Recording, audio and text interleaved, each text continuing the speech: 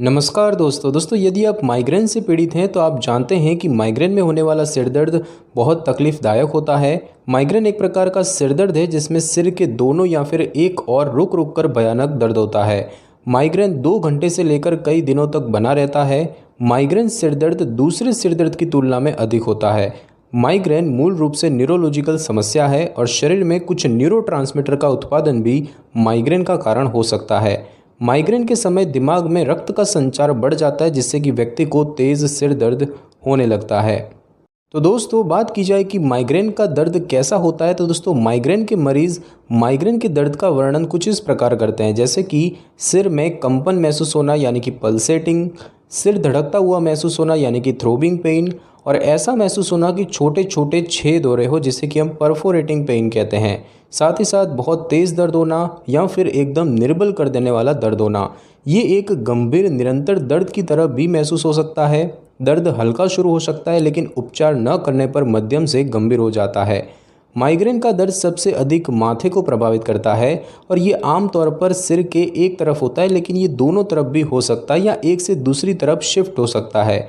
अधिकांश माइग्रेन लगभग 4 घंटे तक रहता है और यदि इलाज न किया जाए या इलाज असर न करे तो माइग्रेन 72 घंटे से 1 सप्ताह तक रह सकता है। और अब हम दोस्तों जानेंगे कि माइग्रेन के लक्षण क्या होते हैं। तो दोस्तों इसमें सिर में फड़कता हुआ माइग्रेन दर्द ज़्यादातर सिर के एक हिस्से से शुरू होता है। जो लोग माइग्रेन के सिर दर्द से पीड़ित हैं वे आमतौर पर नियमित गतिविधियों को करने में असमर्थता, आंखों में दर्द, मतली और उल्टी भी अनुभव करते हैं। वे प्रकाश, ध्वनि और गंध परिवर्तनों के प्रति अति संवेदनशील हो सकते हैं। दिन भर बेवजह उबासी आना भी माइग्रेन का लक्षण है। माइग्रेन सिर दर्द से पीड़ित लोगों को ऑरा का अनुभव होता है। उन्हें संवेदना की अस्थायी कमी या फिर पिंस और सुइयां चुभने की भावना महसूस होती है। साथ ही साथ दोस्तों माइग्रेन का दर्द होने पर नींद अच्छे से नहीं आती है। थकान महसूस होती है लेकिन नींद नहीं आती है। माइग्रेन के दौरान आंखों में भी भयानक दर्द होता है। पलकें झपकाने में भी बहुत जलन होती है। सिर दर्द के साथ मतली, उल्टी आना भी माइग्रेन के लक्षण होते हैं। माइग्रेन के दौरान मूड में परिवर्तन बहुत तेज़ी से होता है। कुछ मरीज़ अचानक बिना किसी कारण बहुत ही उदास महसूस करते हैं या कभी ज़्यादा उत्साहित हो जाते हैं। माइग्रेन का दर्द होने से पहले कुछ लोगों की खाने के लिए लालसा बढ़ जाती है। नियमित गतिविधियों जैसे कि सैर करना या सीढ़ियाँ चढ़ने से माइग्रेन का दर्द बदतर भी हो सकता है और माइग्रेन में बार बार मूत्र त्याग की आवश्यकता अनुभव करना भी इसका एक लक्षण है। और अब हम दोस्तों जानेंगे कि माइग्रेन क्यों होता है। तो दोस्तों अभी तक माइग्रेन के एक निश्चित कारण की पहचान नहीं हो सकी है। हालांकि कुछ ऐसे कारक हैं जो कि माइग्रेन को ट्रिगर कर सकते हैं और इसमें दिमाग के रसायनों में परिवर्तन भी शामिल है, जैसे कि सेरोटोनिन के स्तर में कमी होना।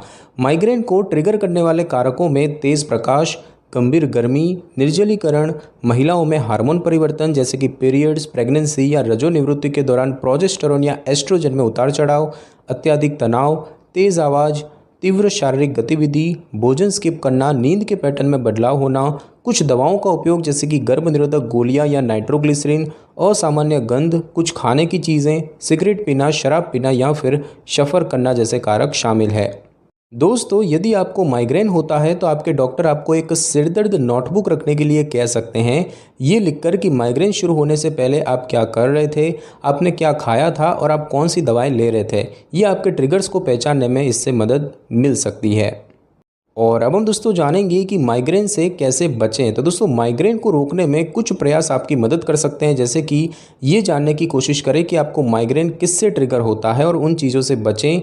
साथ ही साथ हाइड्रेटेड रहें, भोजन स्किप ना करें, अच्छी नींद लें। संपूर्ण स्वास्थ्य के लिए अच्छी नींद महत्वपूर्ण है। सिगरेट पीना छोड़ें, तनाव को कम करने को प्राथमिकता बनाएं, रिलैक्स करने की टेक्निक सीखें और नियमित रूप से व्यायाम करें। व्यायाम से आपको न केवल तनाव कम करने में मदद मिल सकती है बल्कि वज़न भी कम हो सकता है। विशेषज्ञों का मानना है कि मोटापा माइग्रेन से जुड़ा हुआ है।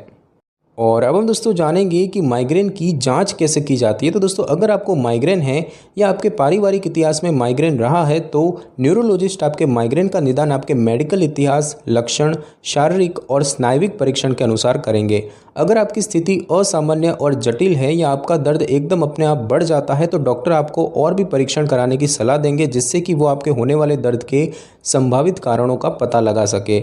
सबसे पहले बात करें खून की जांच की, तो डॉक्टर आपको खून की जांच कराने के लिए कह सकते हैं, जिसमें कि कुछ कारकों के बारे में जांच की जाएगी, जैसे कि आपकी रक्त कोशिकाओं से संबंधित कोई दिक्कत, रीढ़ की हड्डियाँ, दिमाग में इन्फेक्शन या फिर आपके शरीर में विषाक्त पदार्थों का स्तर, इन कारकों की जाँच की जाएगी। उसके बाद दोस्तों बात की जाए एमआरआई की, तो एमआरआई से डॉक्टर कुछ स्थिति का पता लगा सकते हैं, जैसे कि ट्यूमर, स्ट्रोक, दिमाग में खून बहना, इन्फेक्शन और दिमागी और तंत्रिका तंत्र की बीमारी। सिटी स्कैन की बात करें तो सिटी स्कैन से डॉक्टर सिरदर्द के कुछ कारकों के बारे में पता लगा सकते हैं, जैसे कि ट्यूमर, इन्फेक्शन, दिमाग की कोई क्षति, दिमाग में ब्लीडिंग और अन्य संभावित चिकित्सा समस्या। उसके बाद दोस्तों बात की जाए स्पाइनल टैप यानी कि रीढ़ की हड्डी में से तरल पदार्थ इकट्ठा करके उसे जांचने की, तो यदि डॉक्टर को इन्फेक्शन, दिमाग में खून बहने या अन्य गंभीर स्थिति का संदेह हो तो डॉक्टर आपको स्पाइनल टैप कराने का सुझाव दे सकते हैं।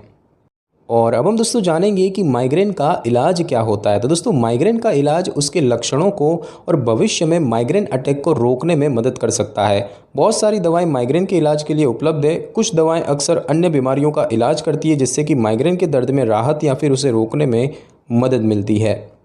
तो दोस्तों बात की जाए माइग्रेन को ठीक करने वाली दवाओं के बारे में, तो ये दवाएं दो श्रेणियों में आती है। एक होता है दर्द निवारक दवाएं और एक होती है निरोधक दवाएं। दर्द निवारक दवाओं की बात करें तो इस प्रकार की दवाओं को माइग्रेन के हमलों के दौरान लिया जाता है और ये माइग्रेन के लक्षणों को रोकने के लिए बनाई गई है। और उसके बाद बात की जाए निरोधक दवाओं की, तो इस तरह की दवाएं नियमित रूप से रोज़ से ली जाती हैं ताकि सिरदर्द की गंभीरता को कम किया जा सके और बार बार होने से रोका जा सके। आपके इलाज की कार्यनीति आपकी स्थिति पर निर्भर करती है, जैसे कि सिरदर्द कितनी बार होता है, कितना गंभीर होता है, उसकी वजह से कितनी परेशानी होती है और अन्य मेडिकल समस्याएं। अगर आप गर्भावस्था में हैं या फिर स्तनपान कराते हैं तो आपको दवाई लेने की सलाह नहीं दी जाती। कुछ दवाइयां बच्चों को नहीं दी जाती है। डॉक्टर आपको सही दवाई ढूंढने में मदद करेंगे। तो दोस्तों बात की जाए दर्द निवारक दवाइयों की, तो जैसे ही आपको माइग्रेन के लक्षण दिखे तुरंत दर्द निवारक दवा लें। दवा खाकर अंधेरे कमरे में आराम करके भी दर्द में राहत मिल सकती है। तो दर्द निवारक दवाइयों में एस्पिरिन या आइबुप्रोफेन, एसिटामिनोफेन हल्के माइग्रेन में राहत देने में मदद कर सकते हैं। और कुछ दवाइयाँ जो कि विशेष रूप से माइग्रेन के दर्द को ठीक करने के लिए दी जाती है, जैसे कि एसिटामिनोफेन, एस्पिरिन और कैफीन के संयोजन से बनी दवाइयाँ, ये दवाइयाँ मध्यम माइग्रेन के दर्द में आराम दिला सकते हैं। उसके बाद दोस्तों बात की जाए ट्रिप्टेंस की, तो इन दवाओं का अधिकतर माइग्रेन के इलाज में उपयोग किया जाता है। ट्रिप्टेंस माइग्रेन से जुड़े दर्द और अन्य लक्षणों से प्रभावी ढंग से राहत दिलाती है। ये गोली, नाक का स्प्रे और इंजेक्शन के रूप में उपलब्ध है और ट्रिप्टेन दवाओं में शामिल है सुमाट्रिप्टान। उसके बाद दोस्तों बात की जाए एर्गोट की, तो एर्गोटामाइन और कैफीन के संयोजन से बनी दवाएं ट्रिप्टेन से कम प्रभावी हैं। जिनका दर्द 48 घंटों से अधिक समय तक रहता है, उन लोगों में एर्गोट सबसे प्रभावी होते हैं। माइग्रेन के लक्षणों के शुरू होने के तुरंत बाद एर्गोट लेना बहुत प्रभावी होता है। एर्गोटामाइन आपके माइग्रेन से जुड़ी समस्याएं जैसे कि जी मिचलाना और उल्टी को और भी बदतर कर सकती है और इस दवा का ज़्यादा इस्तेमाल सिरदर्द भी पैदा कर सकता है। उसके बाद दोस्तों बात की जाए डायहाइड्रो एर्गोटामाइन की, तो ये एर्गोट दवाओं का एक रूप है जो कि अधिक प्रभावशाली होता है और ये नाक का स्प्रे और इंजेक्शन के रूप में उपलब्ध है। उसके बाद बात की जाए ओपियोइड दवाओं की, तो ओपियोइड दवाओं में नशीली दवाएं होती है, खास तौर पर कोडीन, और इनका कभी कभी उन लोगों के माइग्रेन के दर्द का इलाज करने के लिए उपयोग होता है जो कि ट्रिप्टेन या फिर एर्गोट नहीं ले सकते हैं। और उसके बाद बात की जाए ग्लूकोकॉर्टिकॉइड जैसे कि प्रेडनिजोन की, तो दर्द से राहत में सुधार करने के लिए ग्लूकोकॉर्टिकॉइड का इस्तेमाल दूसरी दवाओं के साथ किया जा सकता है। और उसके बाद दोस्तों बात की जाए निरोधक दवाओं के बारे में, तो आप निरोधक दवाएं तब ले सकते हैं जब आप पर महीने में 4 बार से ज़्यादा गंभीर माइग्रेन के हमले हो रहे हों, हमले 12 घंटे से ज़्यादा लंबे चलते हों, दर्द निवारक दवाई से कोई असर नहीं पड़ रहा हो या फिर आपके माइग्रेन के लक्षणों में लंबे समय तक शून्यता और कमजोरी शामिल हो। निरोधक दवाएं दर्द के बार बार होने को, गंभीरता और माइग्रेन की अवधि को कम कर सकती है और माइग्रेन के हमलों के दौरान उपयोग किए जाने वाली दवाओं की प्रभावशीलता को बढ़ा सकती है। आपके लक्षणों में सुधार देखने में कई सप्ताह लग सकते हैं। और अब हम दोस्तों बात करेंगे माइग्रेन को रोकने के लिए दवाओं के बारे में। तो इन दवाइयों में सबसे आम है कार्डियोवास्कुलर ड्रग्स। बीटा ब्लॉकर जो कि सामान्यतः हाई बीपी का इलाज और कोरोनरी धमनी रोग का इलाज करने के लिए उपयोग किया जाता है, वे माइग्रेन के दर्द के बार बार होने को और गंभीरता को कम कर सकते हैं। माइग्रेन को रोकने के लिए beta blockers propranolol, metoprolol tartrate और टाइमोलोल जो है ये प्रभावी साबित हुए हैं। अन्य बीटा ब्लॉकर्स को कभी कभी माइग्रेन के इलाज के लिए भी इस्तेमाल किया जाता है और इन दवाइयों को लेने के बाद माइग्रेन के लक्षणों में सुधार आने में कई हफ्तों तक लग सकते हैं। दोस्तों, अगर आपकी उम्र 60 साल से ज़्यादा है और तंबाकू खाते हैं या कोई दिल या रक्त कोशिकाओं की बीमारी है तो डॉक्टर आपको दूसरी दवाइयाँ लेने की सलाह देंगे। हाई ब्लड प्रेशर का इलाज करने के लिए इस्तेमाल किए जाने वाले कार्डियोवास्कुलर दवाएं यानी कि कैल्शियम चैनल ब्लॉकर्स का एक अन्य वर्ग भी माइग्रेन को रोकने और लक्षणों से राहत पाने में सहायक हो सकता है। वेरापामिल एक कैल्शियम चैनल ब्लॉकर है जो कि माइग्रेन के साथ जुड़ी दिक्कतों को रोकने में मदद कर सकता है। तो दोस्तों, आज की इस वीडियो में बस इतना ही। अगर आपको मेरी ये वीडियो और जानकारी अच्छी लगी हो तो वीडियो को लाइक और शेयर कर दीजिए और कमेंट करना बिल्कुल भी ना भूलें।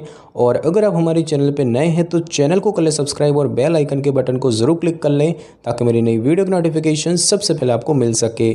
Thanks for your time.